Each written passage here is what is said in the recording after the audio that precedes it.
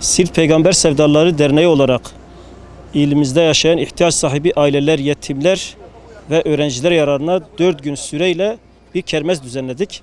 Tüm Siirt halkını bu kermese katkı sunmaya davet ediyoruz.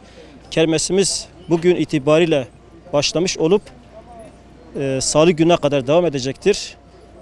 Tüm Siirtli hayırseverlerden kermesimize gelerek yetimlere, ihtiyaç sahiplerine, ilimizde yaşayan fakirlere ve öğrencilere yardımcı olmalarını, karınca kararınca ellerinden gelen imkanı sunmalarını istiyoruz. Kermesimizden elde ettiğimiz gelirlerle gıda kolisi yapacağız ve bunu ihtiyaç sahiplerine dağıtacağız. Kermesimizde tatlı çeşitlerinden tutun, bütün ev yemeklerine kadar dönerdir, çiğ köftedir, pilav üstü tavuktur. Bunların hepsi vardır. Ve yemeklerimiz de lezzetlidir. Hepsi ev yemekleridir. Ev hanımları tarafından yapılan yemeklerdir. Tamamen doğal yemeklerdir. Vatandaşlarımızdan ricamız ihtiyaçlarını dışarıdan karşılayacaklarına en azından 4 günlük süre içerisinde gelip öğle yemeklerini, kahvaltılarını kermeste alarak hem kendileri uygun fiyata yemek almış olurlar hem de ihtiyaç sahiplerine katkıda bulunmuş olurlar. Ev hanımlarımız malumunuz maharetlidirler tatlılar konusunda, yemekler konusunda. Bu yemekleri Allah rızası için en azından bir sefer bile olsa getirip kermeste bırakırlarsa ve biz de bunu satarsak onlar da bu hayra ortak olurlar. Zira biz biliyoruz ki bir yetime yardımcı olmak, bir fakire yardımcı olmak büyük bir sevaptır.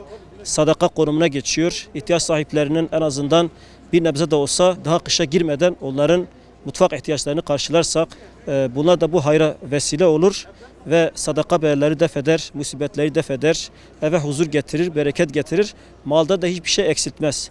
Onun için bütün Siirtli hayırseverlerimizden ricamız ellerinden gelen imkan neyse bütçeleri ölçüsünde bu kermese davet ediyoruz. Gelsinler, kermesimizi görsünler, bir çayımızı içsinler, katkıda bulunsunlar. Zira biz bu yardım çalışmasını hep beraber tüm Siirt olarak yapmak istiyoruz. Hayırseverlerimiz olmasak biz bir hiçiz. Biz sadece bir köprü görevi görüyoruz. Hayırseverlerimizden aldığımız yardımları, paraları ihtiyaç sahiplerine aktarıyoruz.